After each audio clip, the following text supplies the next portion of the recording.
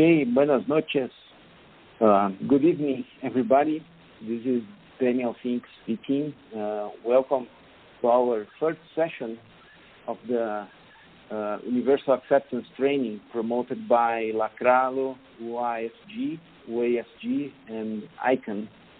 So it's a really great pleasure to have you here. Thank you for your time. And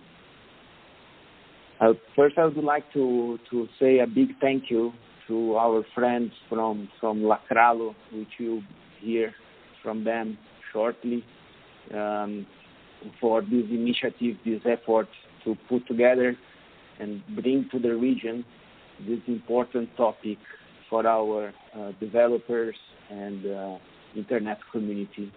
Also, many thanks to the Universal Acceptance Steering Group for supporting us with the expertise and materials for promoting this event tonight and during 3 more sessions over this month.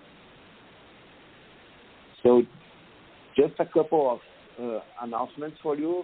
As we mentioned before, some housekeeping issues. We are having interpretation on 3 languages, English, Spanish, and Portuguese.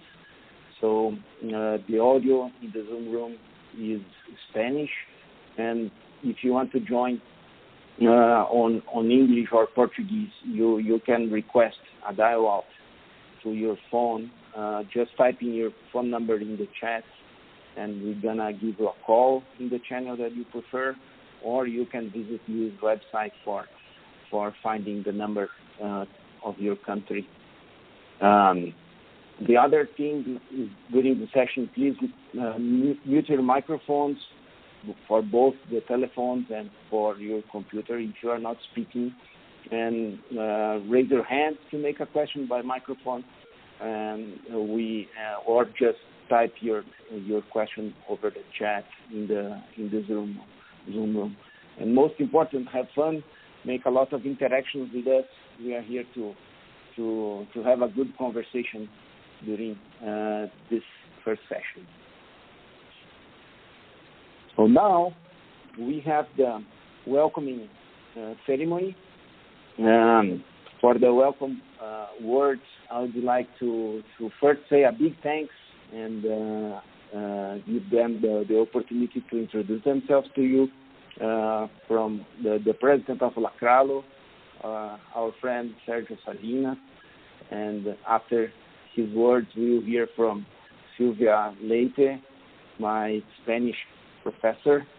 She worked very hard for translating material for you and questions and everything. So, Sergio, please, you have the floor. Welcome, and thank you so much for this opportunity.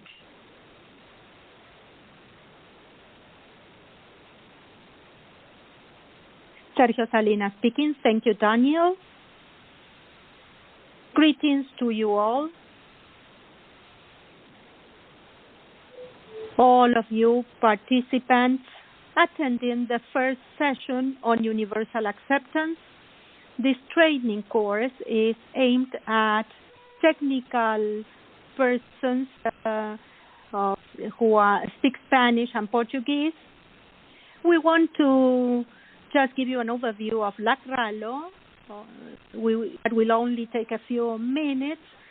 Lacralo is the house of Internet users throughout Latin America and the Caribbean, that region of ICANN. We are very much concerned about the Internet ecosystem, but we have placed a lot of emphasis on universal acceptance. Within this framework, we launched this first training session with a structure dealing with universal acceptance within our common house, that is ICANN. In order to make universal acceptance more widely known, and in order to convey not only knowledge about UA, but also use this expertise in practice in order to achieve a more globalized and more internationalized Internet.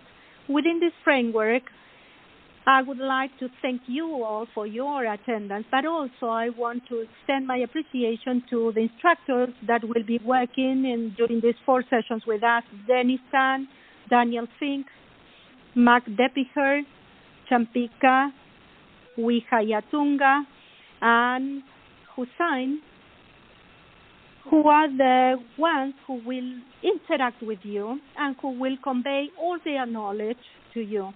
Not only their knowledge, but also they are going to share with you practical opportunities for us to move ahead with UA. This is an effort within the region of Latin America and the Caribbean.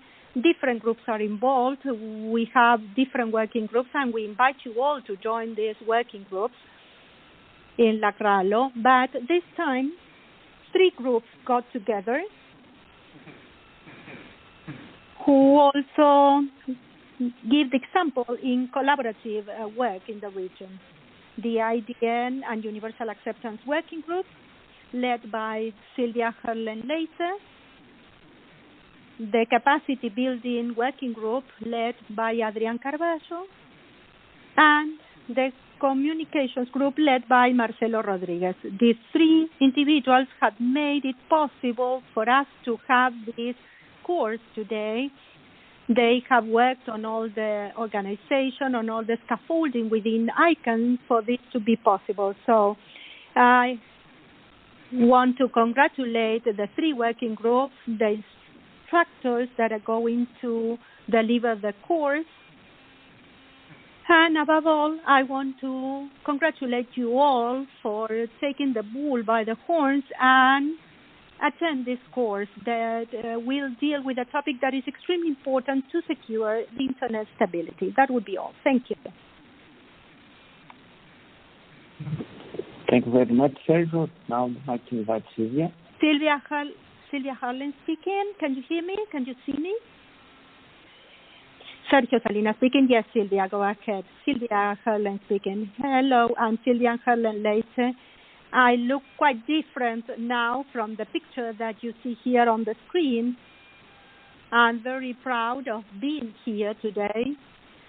This implied a big effort from different parts of the ICANN community. And Sergio has already mentioned my colleagues in the working groups, Marcelo Rodriguez and Adrián Carballo. Without their help, this wouldn't have been possible. And of course, I also need to thank ICANN staff,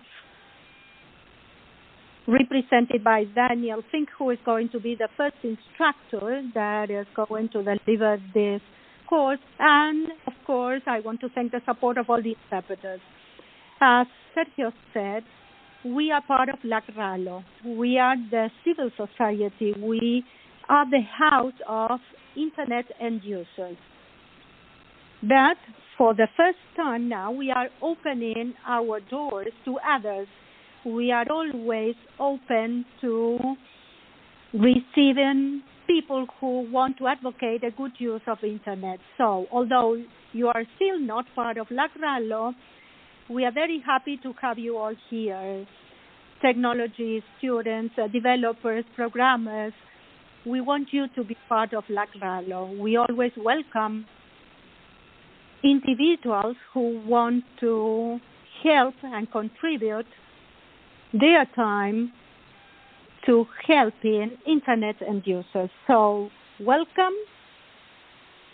We have a significant number of registered participants. We have representation from the entire region, Latin America and the Caribbean. And according to our acronym, we represent Latin America and the Caribbean. That is why this course is being translated, interpreted into 3 languages. So please be welcome to this course. I hope you enjoy the course because this is going to open your eyes to globalization, the future of the internet, in order to make sure that we have truly one world, one internet, as ICANN claims, so that all of us can be connected. I'm sure we will meet again at the end of the fourth session. Take advantage of this course because we are going to extend an invitation at the end of the fourth session to all of you. Thank you all for your time. And now I give the floor back to Daniel. Daniel, go ahead, please. Thank you very much, Sylvia. Great words. And thank you very much, Sergio. So, we'd like to start with some overview of our training, as Sergio and Sylvia explained. This is the first session. We do the introduction to universal acceptance. And the next session is on May 11th. We will have the presentation about international email address configuration, and this will be delivered by our colleague Shampika. He will be speaking to you in English, so that's why it's good to have some practice with the translation at this session. And on May 18th, we will have our colleague Sarmad also speaking in English about universal acceptance for Java developers. Very interesting topic for you that are developers, programmers. And the last session on May 25th, we will talk about how to engage in universal acceptance activities, what kind of research can be done, what kind of promotion we can do together, and some surprises that the chair of the Universal Acceptance Steering Group will bring to you. So stay tuned. We can interact during the week on the Telegram channel. I will share the link later on. Some of you are already in the Telegram channel. Thank you very much. We can use for networking. And one last word is about the certificates. So thanks to Universal Acceptance Steering Group, we will be able to issue certificates for you, and these certificates will be issued if you attend all the sessions and if you go well on some little exams that we prepared for you during the second and third module. Okay? So moving ahead, this is me. Daniel, I will start with some words on universal acceptance, and after me, we will have our friend Dennis Tan from VeriSign. He is a senior platform manager, and he will be explaining some concepts, important concepts related to the backgrounds of universal acceptance and international email addresses. So thank you very much, Dennis, for joining us today. And this is our agenda for this introduction. So we start with some words about the domain name system and the organizations that we are all involved with, ICANN. We will go through what is universal acceptance, why it's important, internationalized domain names, and some key fundamental aspects, which it will be the part where Dennis will explain to us. So what is the DNS? Just a brief review. I'm sure all of you already heard about it. And what is ICANN? I think it's important to have a few words on how the domain name system is structured. So let's start with the base principle of the Internet. Why all the machines connected to the Internet are talking to each other. It's basically because we have a system of names and numbers in place, and the first rule of the connectivity among many devices is that each device needs to have a unique number to be able to interact with the others. So any mobile phone, any computer, any notebook needs an IP number. IP stands for Internet Protocol to be connected. Okay, So with these numbers, the machines are allowed to exchange packets, contents, videos, web pages, emails among each other. Okay? Then we have the names. What are the names good for? So the names on the internet or domain names in the domain name system are good for the humans, are good for us, because it's much more easier to remember a name than a number. So the domain name system was invented by the pioneers of the internet to serve as some sort of human interface for the users. So we can easily remember our email addresses or the email of our friends, or remember a website that we want to go through. So the job of the domain name system is to make a translation for the machines. So we translate the names into numbers, sometimes vice versa, numbers into names. But the main job of the domain name system is to translate email address or some website name for us. So here in the slide, you can see that this domain name example.com is referred to an IP number, in this case IPv6. Okay?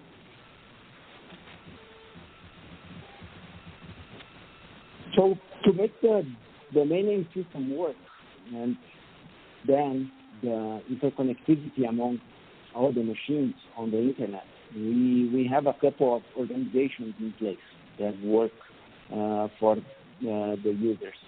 So these organizations are composed by many different institutions. One of them is ICANN, with some specific responsibilities. Other institutions that are involved with the domain name systems in your countries are the operators of your country codes, and other organizations for the standardization like the IETF and many others. Governments are involved, Lacralo is involved. So we have a big umbrella of organizations based on volunteers, governments, individuals, companies making contributions. So the domain name system can work for you. These are some of the activities that we do in ICANN in collaboration with many organizations. So here we have the coordination of the distribution of domain names. We have coordination of distribution of big blocks of IP numbers to regional organizations, some specific tasks, more technical, related to the root zone management. So there are lots of work to do on this part. And something that we do not do among the organizations involved with the domain name system is to take care of the contents of the internet. Or we are also not involved, and we do not have any authority over applications on the internet, applications that you develop for your companies, for your organizations. We don't have nothing to do with this. Our job is just to make sure the computers on the internet are connected. So you can do the work that you prefer over the network. Okay, and this is a very important segue for our discussions on universal acceptance. I see here that you prefer to see the slides in Spanish. I can change for you. Is that correct? Can you give me some feedback on the chat?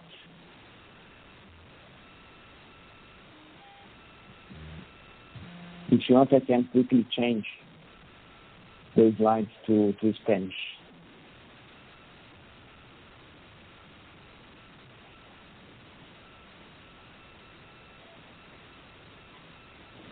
I'll just go over quickly these slides. One of the things that we did in ICANN together with other organizations is the expansion of the domain name space. So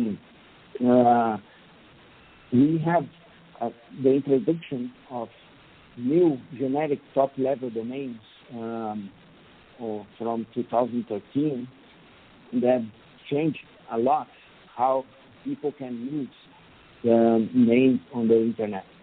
So we all know about the generic top-level domains. Top-level domain is the names that are in the right side of a website.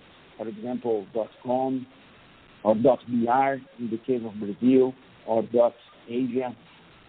So we had these original top-level domains before 2009, and this is a group of 22 generic top-level domains that are the original ones on the internet, and we also have some country code top-level domains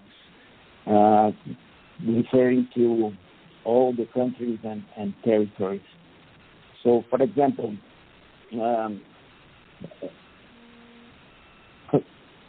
country code top-level domains in our region are, for example, .ar for Argentina,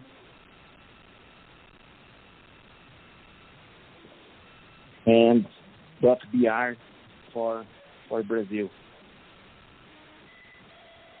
So from 2009, we had the introduction of some international domain names for countries in non-Latin scripts. Here we have some examples for Russia, for Korea, for China, and so on.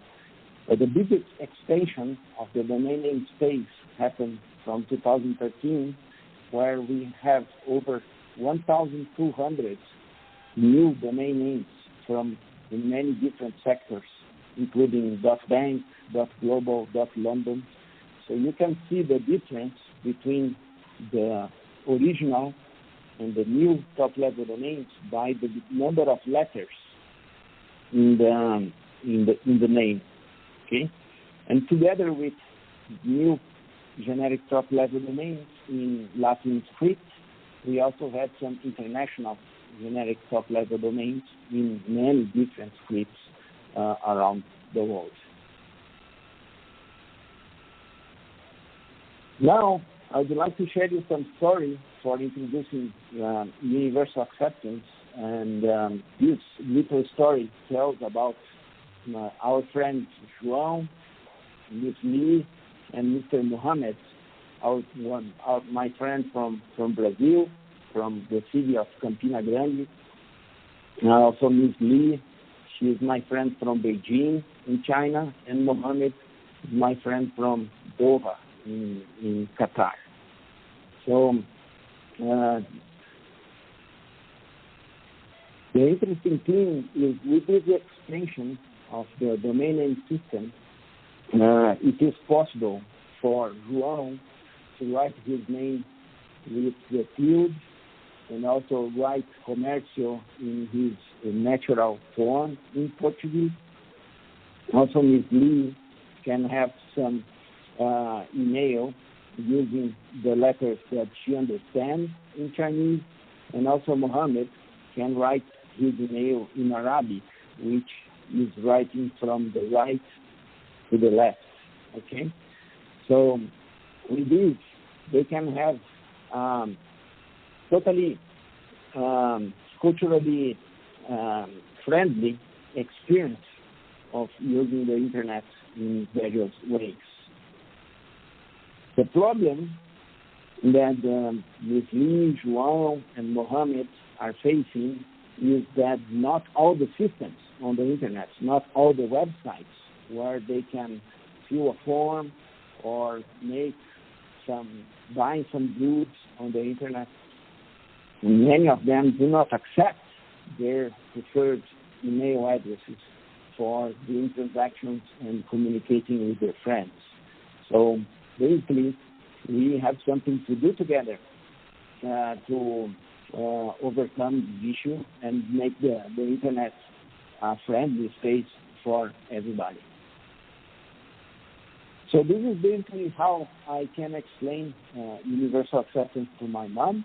I think she will understand if I talk like this, and doing more talks on how to formalize the concept of the universal acceptance.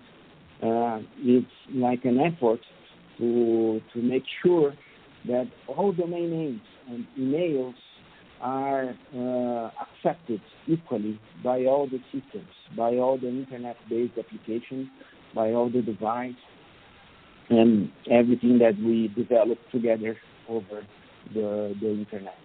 Okay, so the reason around this big extension of the domain name system is basically to include a large amount of people and make the internet more friendly and useful for them.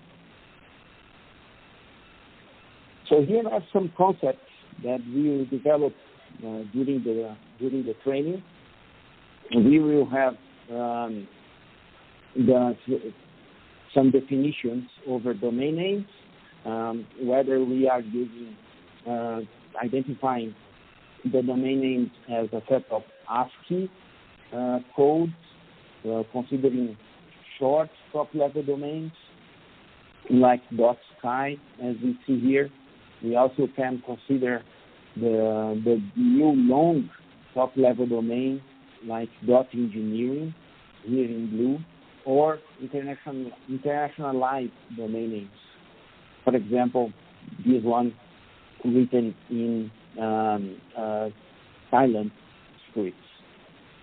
For email addresses, we have some categorization of different scripts. First of all, we can have some email composed by only ASCII codes. We can also have some email composed of ASCII and IBM. For example, this one mark at societe.org, and so on, including Chinese, Cyrillic, Arabic, and many other scripts. We will explain in detail how you can adapt your codes for all these different characters. And basically, this is the effect of universal acceptance in our systems. So if a system is ready, so even a new domain name and with some long set of PLD characters like soap.organic, your browser, for example, will open this website for you. If you have your email in Chinese for a sort of bank, the email will be validated and your account will be created. And when a system is not universal acceptance ready, we will have some errors. We will have some denied of services. For some cases, your email might not be accepted. So the upper part of the slide is what we want with this expansion of the domain name system, and below is what we have to prevent together of happening in all internet applications. So it's important to make sure that, as I said, all the languages, all the business, all cultures are included on the internet. That's why universal acceptance is so important. And there is a job to do, there is some tests to do that will generate some business and opportunities for developers over this effort. And some governments and policymakers also can make sure that their citizens are more included on the network. So for our region, I believe that is also a very important need for working on universal acceptance in terms of doing business with other countries. Maybe you work for some e-commerce website or you work for some hotel. So later on, you will receive some customers from other countries that will be using these international email systems or they will try to reach your business for some transaction. So it is important to have our systems ready for that. The other thing is that our region also have a lot of IDNs. So our N with the field to write mañana or to write España. When we have the field or other accents, we also need some IDN programming for our for the way that we write in Portuguese or in Spanish. So we are also affected positively by universal acceptance issues for our internet. So as I mentioned, this is some other justification for universal acceptance. I don't know if you heard about this, but only 36% of the world population uses Latin script, the Latin alphabet, like we do. So there are many people that perhaps feel strange to see some other scripts in their email system or in their web browser. So why not prepare the internet for them as well as a unique experience in their language? I'll leave this report, LinkedIn, this slide for you to have as a reference to understand more about the social and economic benefits of universal acceptance. So I will skip this one. We already mentioned about the top-level domains. So basically, I can share with you the list of new top-level domains, 1,200 new top-level domains. It's a lot. So there are many businesses represented on this new identification, and I will share with you throughout the week on the Telegram channel for you to think about some new ideas with the UTLDs. So another slide about the business opportunities for universal acceptance. There are some studies that foresee some investments on this matter, and I think what is more interesting is to see that the current internet population now is like 4.5 billion users, and we will have 1 billion more expected to come online by 2023. So I think we really need to work together in this new generation of addresses that are coming for our systems, and it is very important to share this information to everybody. So we ask you, we count on you to keep spreading the word that all the systems should be prepared and ready for the internet, for the universal acceptance. Okay?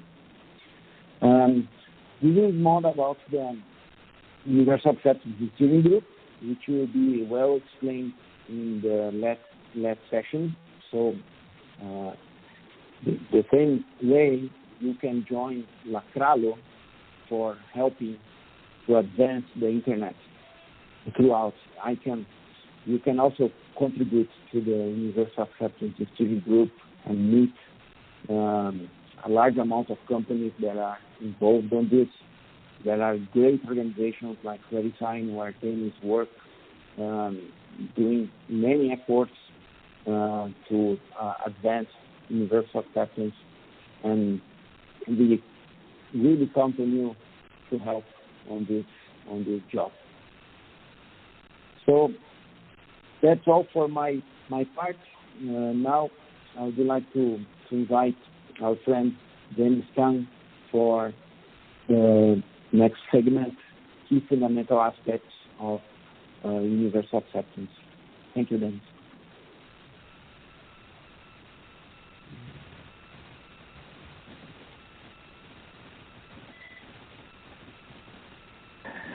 Thank you very much, Daniel. Thank you very much for this introduction. I hope you can hear me.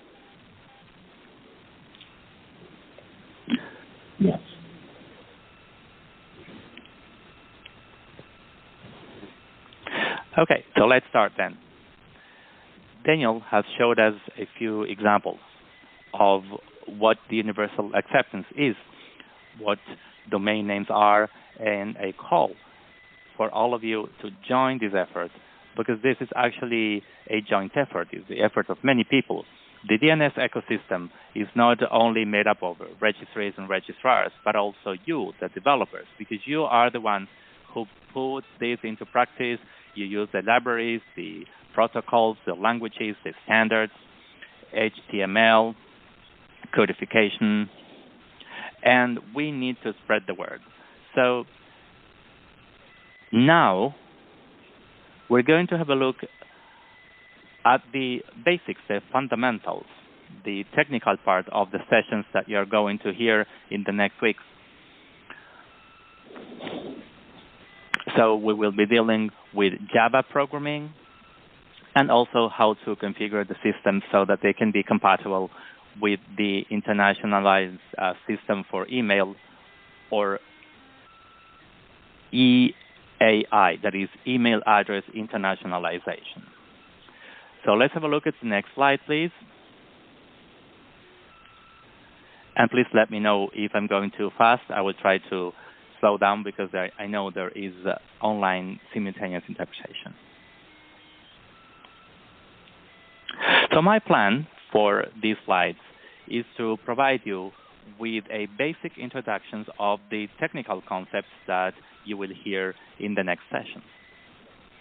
So we will be dealing with Unicode, which is the character standard. It is used mostly in all applications at web level. We will also deal with the UTF-8 and normalization, domain names, labels, and top-level domains, or TLDs. We will also be dealing a little bit more with the IDNs, and we will talk about Punycode, ULabel, and A-label. We will also deal with what universal acceptance means in technical terms. And finally, we will deal very briefly with email agents or email systems and what is the intersection with the internationalization. So let's go to the next slide, please.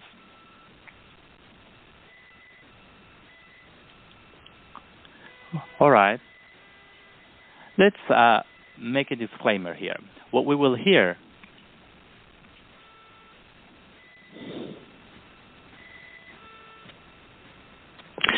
is actually a summary of what you will hear in the next session. We will not get into details because otherwise we can spend hours and hours talking about this. So we will provide you with a summary, a first layer, so that when you hear the next EAI and Java sessions, you can have these fundamentals already understood. Next slide, please. All right, so let's start with Unicode. Unicode is an organization that is in charge of standardizing, among many other things, the characters that we use on a daily basis on the internet and in applications in general. So what they do is they codify the glyphs or the visual representations of the characters, the letters that we use in Latin or in Cyrillic or in Chinese, in all of the writing systems or that are just available in Unicode. The representation that you are going to find using the hexadecimal notation with the U and the plus sign as a prefix. For example, letter A is denoted as U plus 0061. And because it is not capitalized, the capitalized A will have another code and all the rest of the scripts. Now, to transfer or exchange these codes, we usually use the UTF-8 Unicode transformation format because it is the most compact method.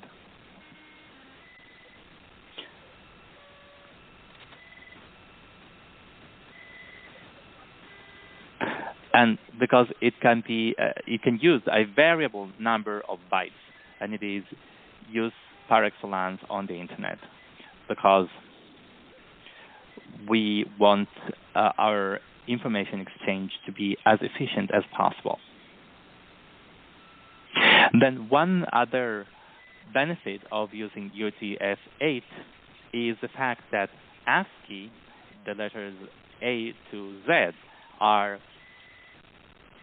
the same. ASCII means American Standard Code for Information Interchange. Next slide, please.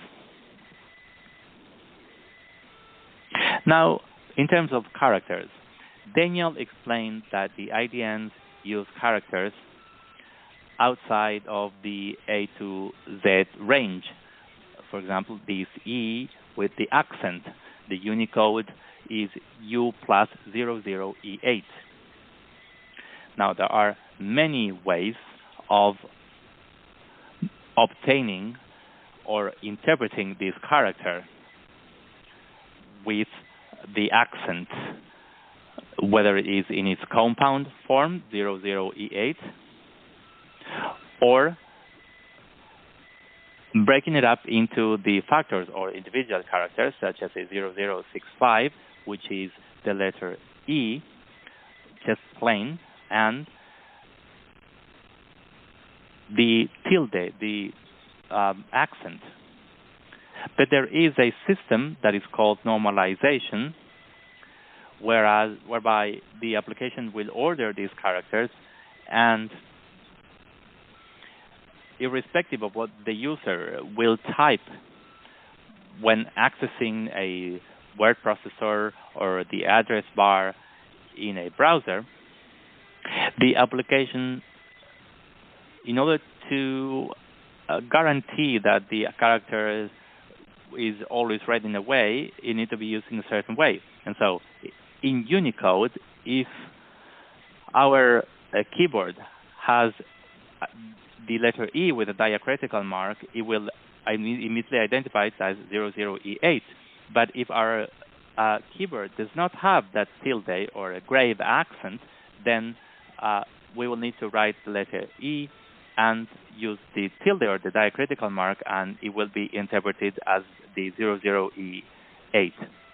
So I individually use the E plus the diacritical mark, but it will be mapped towards a single character. So this is very important, as you know, as developers, to ensure when there is a script and you need to process it and compare it with another one, and you just need to normalize it or standardize it.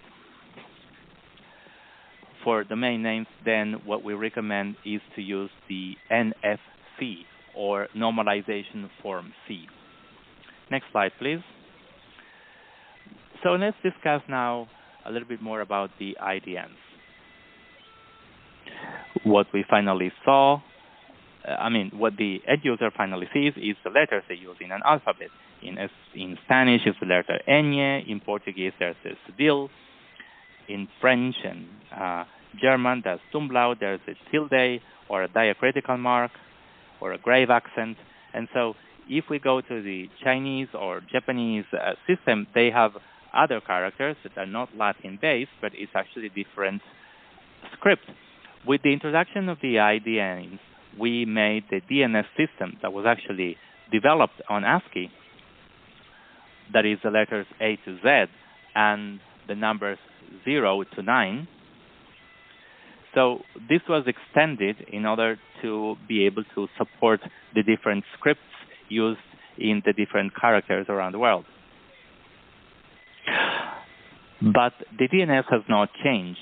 DNS continued to use an ASCII system because they wanted a rigid system and a robust system, and so this was not changed. So what we did at the level of the application is we created these layer or this transformation between the native characters in Unicode towards an equivalent transformation in ASCII, which is what DNS understands. So one example is the domain name example.ca with a decorated A. In order for DNS to understand this, the domain name needs to go through a transformation by using the Punycode algorithm, which is then transformed in example with an accent in the A, a diacritical mark in the A, and the codification could be EXTA, and then you add an XN prefix / with the confirmation of the code. And then all these scripts that starts with XN -- is the new domain name, and the prefix then is saying that this is an IDN. All right? Next slide, please. So this is what we do for the IDN to work properly within the DNS. Browsers, word processors, and apps need to get ready in order to send the domain name to the DNS to ask a question about the location of a domain name. So let's look at the process. The user will enter in a browser example.ca with this mark on the A, the app, in this case the browser, or it can be Facebook or Twitter. When you are typing in and you call on the internet, they will use normalization. So the browser does normalization in order to find the characters, especially in these sequences. Then the browser or the app needs to convert that domain name in native Unicode to a compatible ASCII string. And it would do that using the Punycode algorithm. You can read more about this algorithm in RFC, Request for Comments 3492 of the IETF. And the XN -- prefix is added. Once this has been transformed into an ASCII compatible string, it is called A label, A because of ASCII, label because of label. Once you have that string, the app behind the scenes or under the wire will send this to the DNS. So the user should not be able to see this string. The app will do that behind the scenes or under the wire, as we call it. But it has to be sent that way, and this will be transparent. This will not be visible to the user. So it will be sent to the DNS in order to find that domain name. The server is going to provide the IP address in response to that request.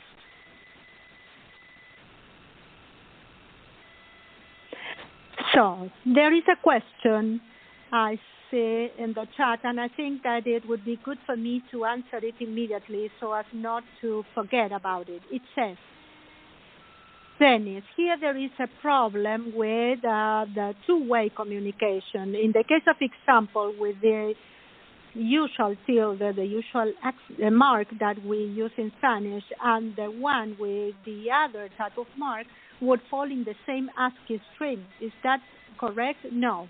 You have the A with the mark towards the right and the other one towards the left, and these are completely different strings. If I have time, I will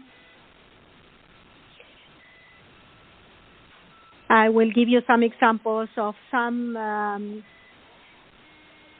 applications we have available to check this. Each character has its own equivalent Unicode code, and every character string, as Nicolas was mentioning, will have its own equivalent in ASCII when the transformation takes place using the Punycode algorithm. Thank you, Oscar, for this suggestion. Yes, exactly. The transformation using the Punycode algorithm with the label in ASCII has to be completely transparent for the user, so that the user does not have to see that, for the user to have a good user experience. Thank you, Gabriel, for that link. Exactly, that is the link that you can use in order to find these transformations. Gabby is asking about normalization, Form C, and UTF-8. Let me quickly answer this question. UTF-8 is the encoding system used for characters. Normalization is a process whereby, in this example, if we can go back 2 slides, I think it will be clearer. It will be easier to explain this. Here we are. So, UTF-8 is the encoding system for transferring the bits per character. UTF-8 because you use 8 bits.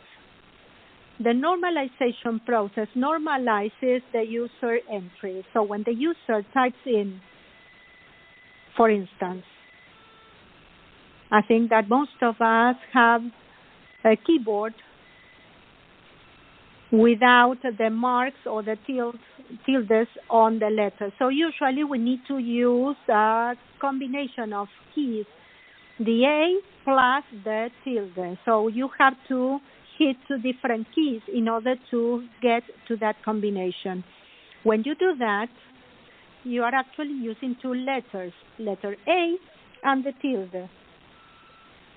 With the normalization process, those 2 get combined, and it is no longer A code 0061 plus the tilde, but it would be a different code. Gabby is asking, UTF-8 is the way that Unicode is represented. Yes, because you have UTF-8 and you also have UTF-16 and 32. These 2 are heavier because they require more bits. So that is why UTF-8 is preferred over the Internet.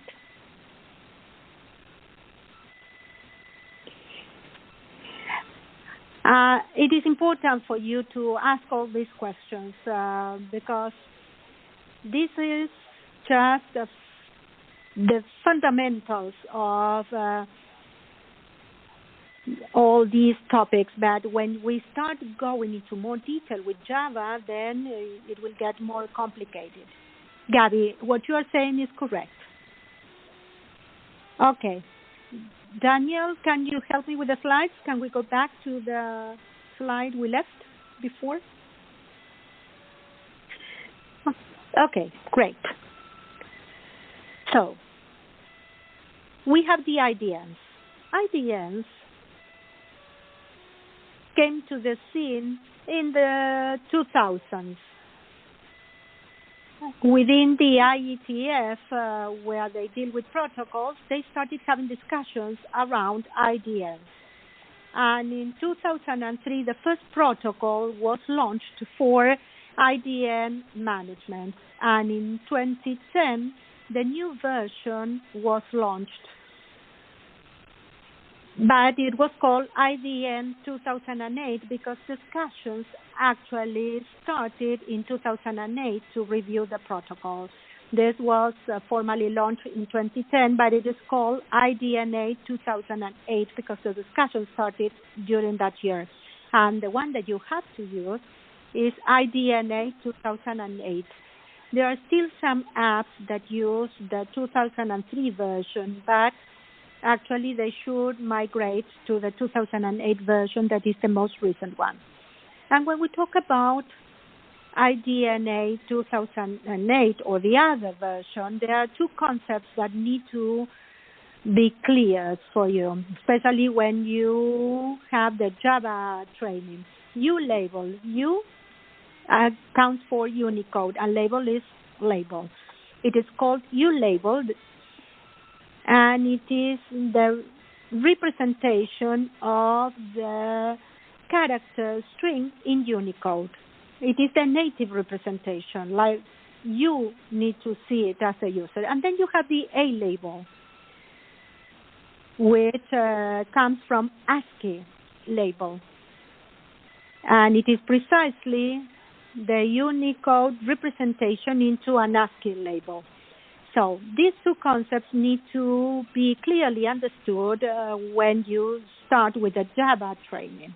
Next slide. Alejandro is quite proactive, and he's providing us with some examples in the chat, how the different letters, just by changing one single letter, each letter has a Unicode code assigned to it, it directs you to different domain names. This is what happens within the DNS. Okay, so once again, just some background information. I talked about the two IDN standards, 2003, that was the first one. If you want to read more about it, you will find it in RFC 3490 within the IETF, and then the 2008 version, which is actually, as I said, the most recent one, the one that you should use. You will find programming libraries that still use the 2003 version, but actually you need to find a way to update this and migrate to 2008. Okay, next slide, please. And now, let me change gears a little bit. We are going to talk about the public suffix list, PSL, by its acronym in English. I'm sure that some of you already know this list, and probably you are also using it. PSL is just a list of the top-level domain names that exist within the Internet. It is a non-profit organization, a group of volunteers that keeps this list updated and makes it available for use by other apps. One of the purposes is precisely to know what are the top-level domain names that exist. The problem when working with this PSL is that this is not updated online. As Daniel has explained, in 2013, there was an expansion of the TLDs, and this PSL was not fully up to date. It was not online. Perhaps today it is aligned, but TLDs come in and out of the DNS root on a daily or weekly basis. Therefore, time is needed to update this list. As developers, if you want to use the PSL as a validation tool to determine what are the existing top-level domain names, you will run into this problem. Some of them will not be validated, or you may even get an error or a rejection because the name is not included in the list, because this doesn't happen automatically. This needs to be updated manually. But it exists, and that is why I include it here, because I think you need to be aware of the benefits of and the disadvantages of using this list. Next slide, please. Let me check the time. I think that we can finish at past, right? We still have 26 minutes more, right? Perfect. Oscar says email with IDN is not the same as EAI, exactly. So, let's talk about email address internationalization, EAI.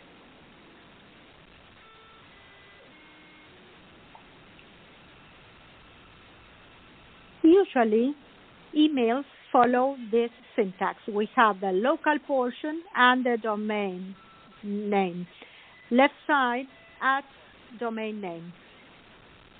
This is useful for us because we write from left to right, but when we have Hebrew or Arabic, you change the direction of writing. You write from right to left, so the domain name will be on the other side. On the right side, you will have the user, and on the left side, you will have the domain name. So it is important to take into account left side or right side. For most scripts, left side will be the user, and the right side will be the domain name. As we can see here, the domain name can be internationalized, but that is not necessarily the case always. What defines if the name is internationalized is the local portion. And it needs to use any character in the Unicode table. Here you have some examples. Kevin with the E with this mark, and then an ASCII domain name, or the second example written in Japanese. Next, please.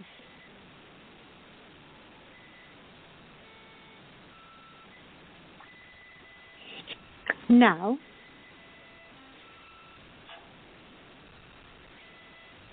creating email accounts with these characters is not enough. Servers and all the components in the ecosystem of email addresses, the client, the transport server, the delivery server, all of them need to support the protocol. Champika is going to go into more details about this, about the email address system. But at the top level, the sender and the recipient have to speak the same language. And when I talk about this, I mean they use the same protocol, SMTP UTF-8. That is the greeting that the system that supports EAI is going to send. I want to send an email, and just in case I am SMTP UTF-8, the receiving system needs to answer in the same language. Otherwise, the transaction will not take place. Unfortunately, what may happen in that case is that the email will not go through, or it will fall into a black hole or something else. So the user experience will not be a good one. That is why the lack of uptake of the protocol is important, because if not all components support SMTP UTF-8, then the message is not going to be delivered. Fortunately, there are already systems that do phase 1 for AI support. That means that these systems take care of the transport and delivery of emails. Microsoft Outlook, Gmail, and Apple, in their respective email clients, can send and receive emails using internationalized email addresses. However, they cannot still create these accounts, but if you have an internationalized email address account, you can send and receive emails using these systems. And there are some others, and Champika is going to give you more details about the client types and the components that you can use in this regard. Next slide.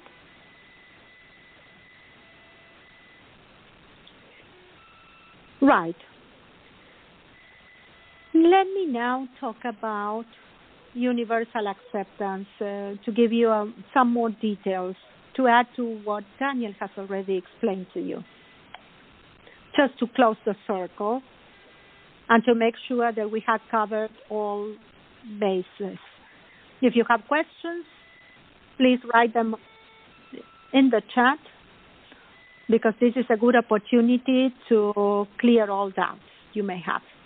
So, what is UA about? We said that this means that apps should be able of processing domain names without, no matter what script is used, no matter the length of the top-level domain name is, and whether the email addresses are internationalized or not. So they should accept and process all domain names and all email addresses without restrictions. Basically, that is what universal acceptance is about. Next slide, please.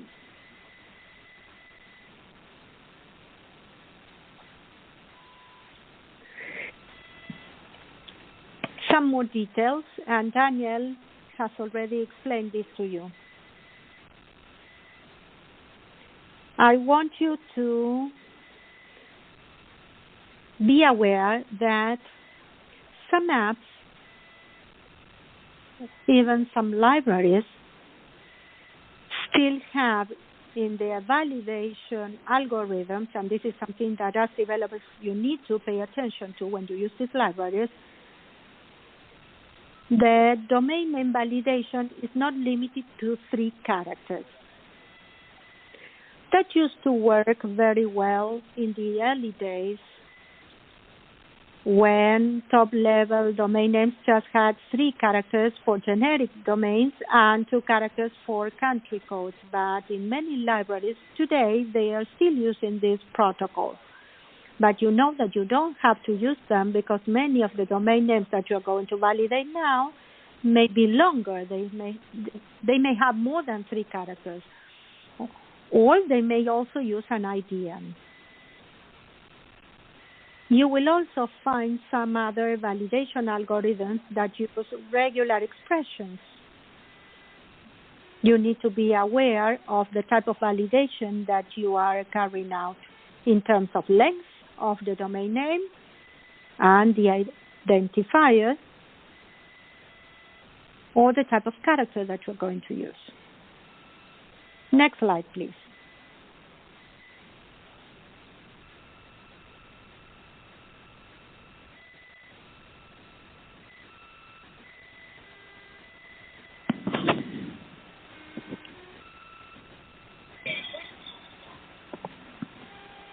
Whoa.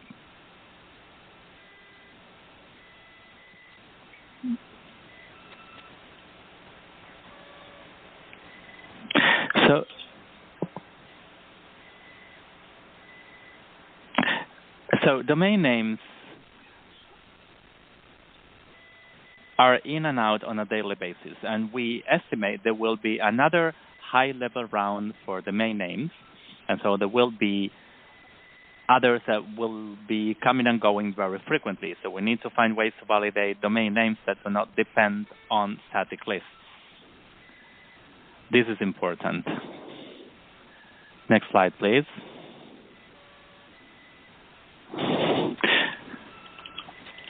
If we had time, Daniel, I would like to show some additional slides.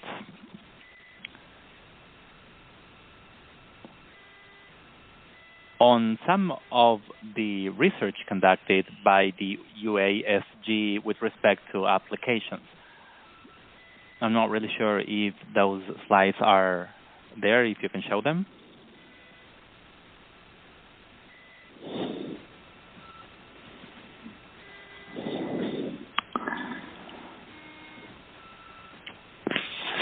So let me translate this. There's a question. Aika has a question. And he says, apart from making IDNs and EAI UA ready.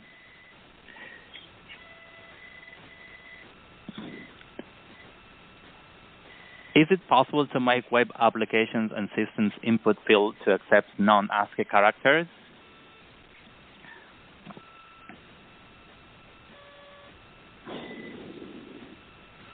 That is a very good question, Aika. The answer is yes, and precisely this is what we are trying to do in UASG and with you. That is to expand the knowledge, because you, the developers, you are the ones who actually make, create, and develop web applications. And specifically, you have touched on a very important issue, and that is the email field or the text field in HTML.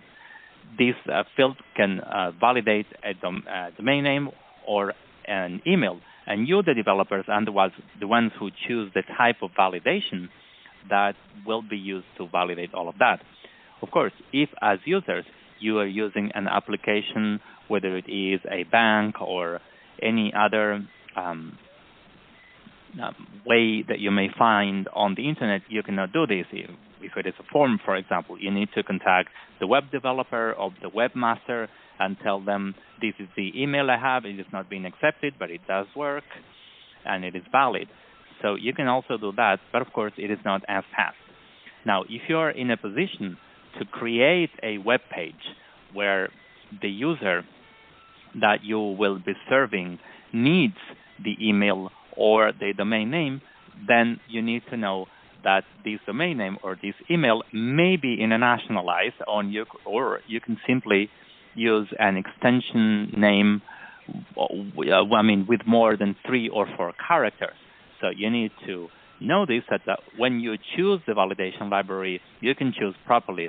And when you go to a Java course, which I think is the second after the EAI course, you will understand which type of libraries can be used. I think actually in this presentation I will provide you with a few examples of libraries that you can use. So thank you very much, Aika. That is a very good question. We're going to go now to our next presentation that attempts to show part of the reports of universal acceptance. Next slide, please.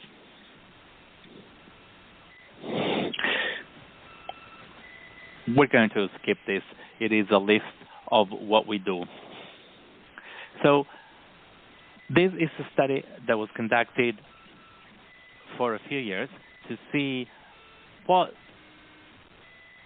universal acceptance is like in programming languages.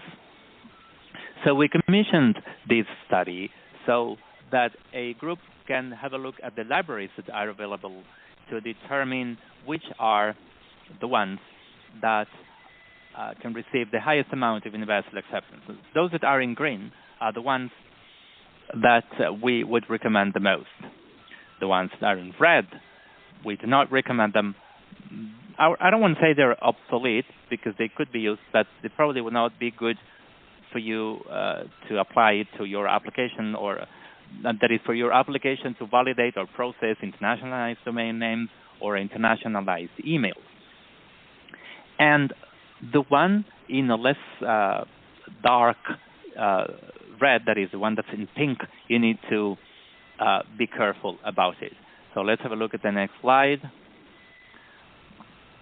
And let's have a look at, if you want to know more about this study, I can also send you a link. Thank you, Daniel. You have the link there on the chat.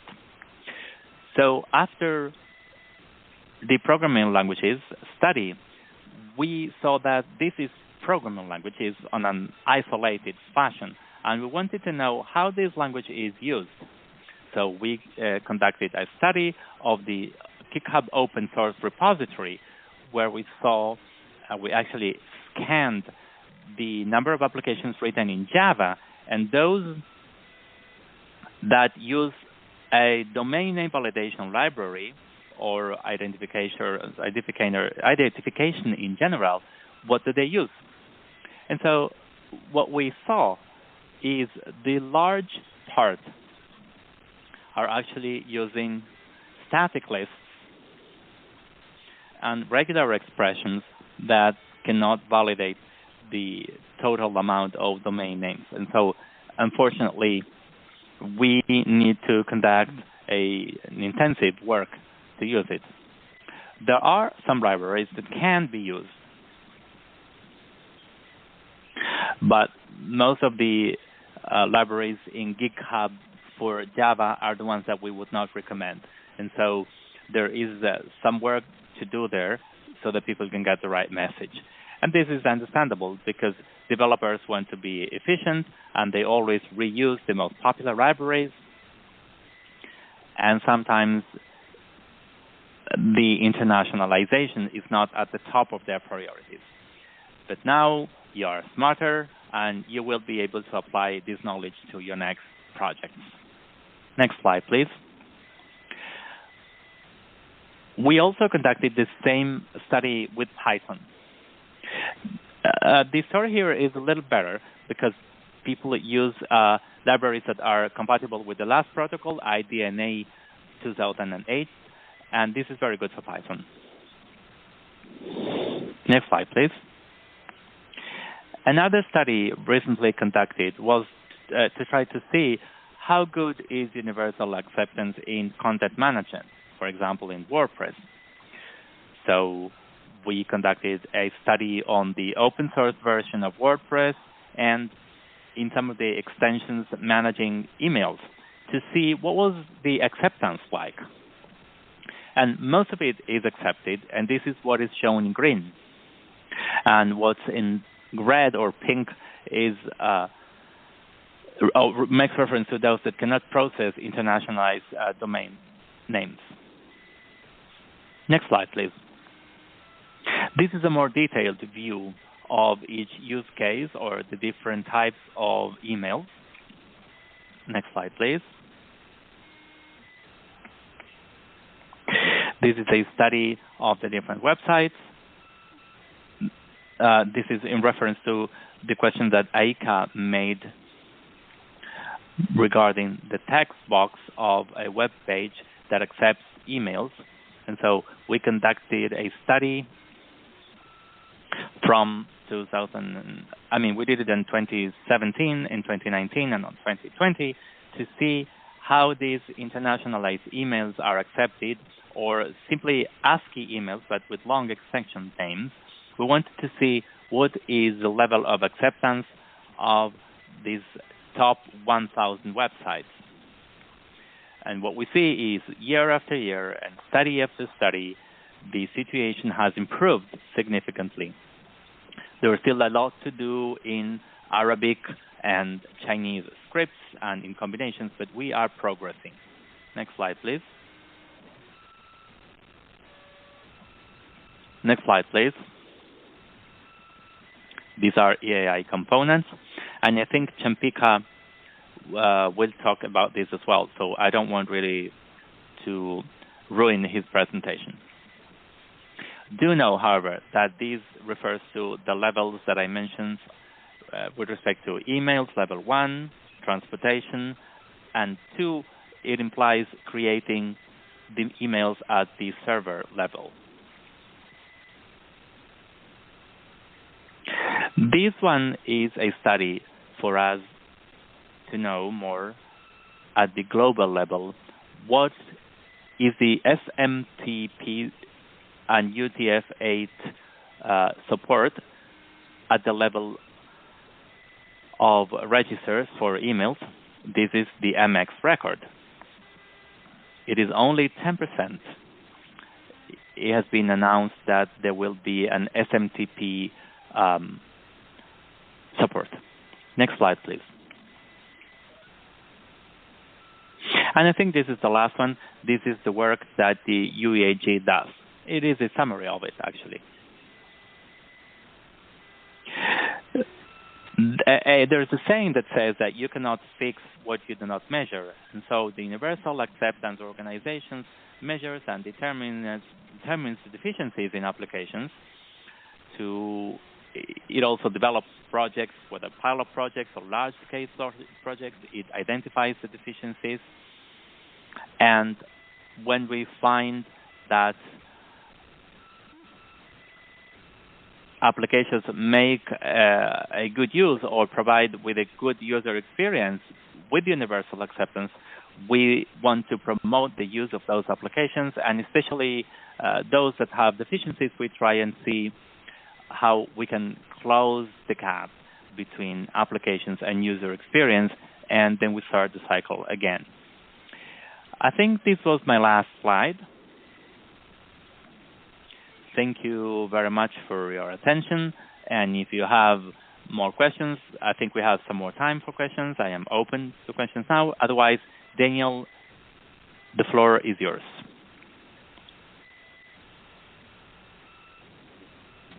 Thank you very much, Ben. A brilliant presentation, and thank you very much for all the participants for the great questions.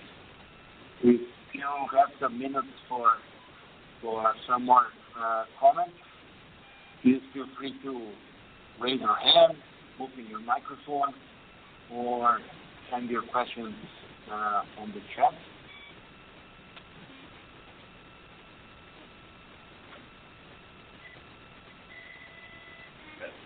Hello, can you hear me better now? We can hear you, Daniel. Please go ahead.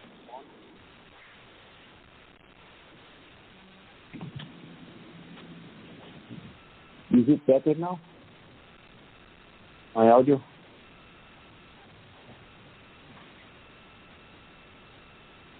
Hello? Okay, thank you. So just to say that we have some more minutes for questions. If you want to raise your hand and make your comments, please feel free to do so. We prepared a little quiz for you, if you are so kind to give us some feedback. I will show you on the screen now, so you can check some of the knowledge that we shared today. And the last question is about your opinion about this content.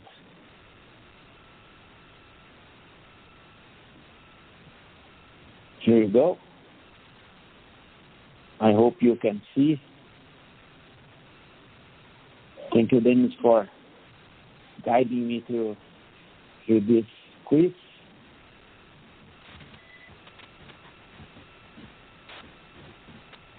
So let's wait some more minutes for you to check and send your answers.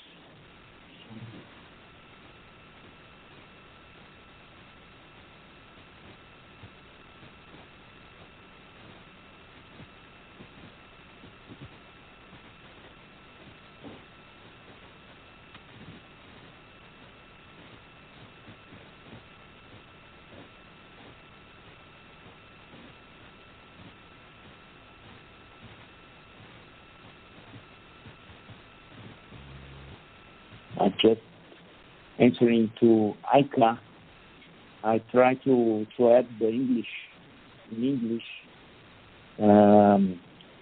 after the question in Spanish. I separated by the two dashes, the English and the Spanish. So the English comes second. Yes, thank you.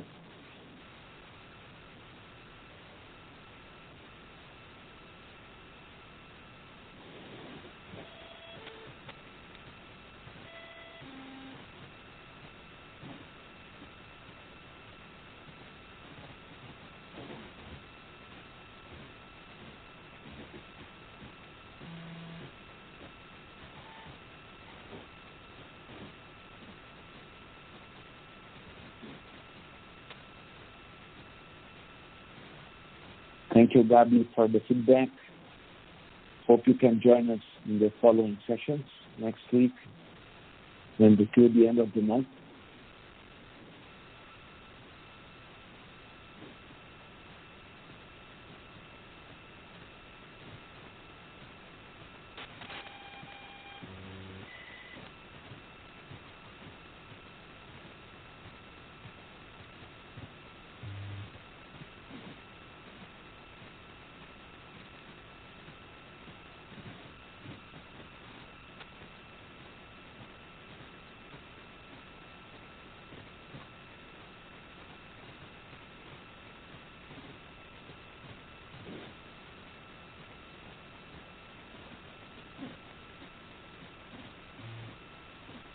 Okay, 30 more seconds to answer the poll. We have 28 answers.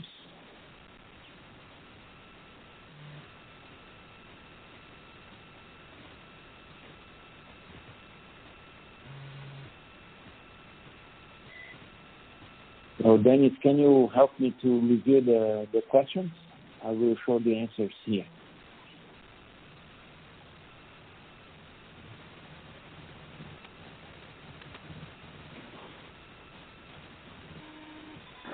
Of course. Right. The first question is, what is the main question of the DNS, the domain name system? And the right answer is to translate a name that is easy to remember into an IP number. 85% answered correctly.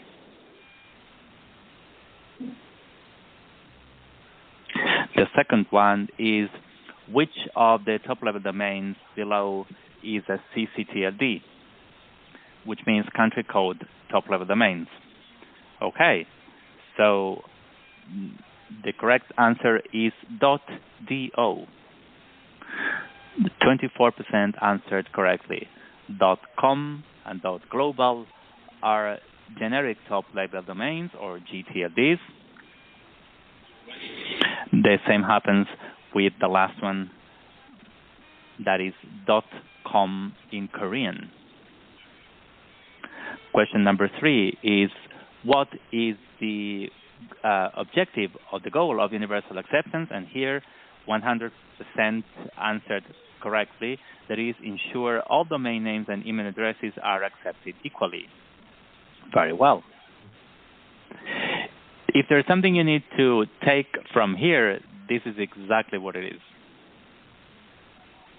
Question number 4. Which of the following email addresses is an example of ASCII at IDN? And here, 42% answered correctly. Actually, 42% answered Rodrigo at mañana.xyz. Rodrigo is within the A to Z range, that's why it's considered ASCII, but the domain name Mañana has the letter ñ in Spanish, which is an IDN. It is not within the other one. Question number 5. Do you think this training can be useful for your professional activities? 97% answered yes, it can be very useful.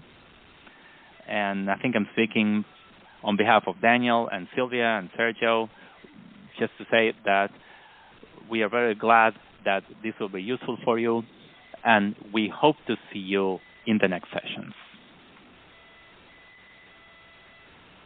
So Daniel, you have the floor now. Back to you.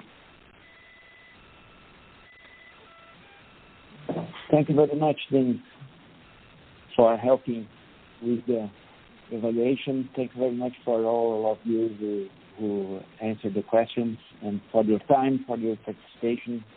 Many thanks to Sergio, to Sylvia, all the Lacrallo team who made sure that we had this training for our region.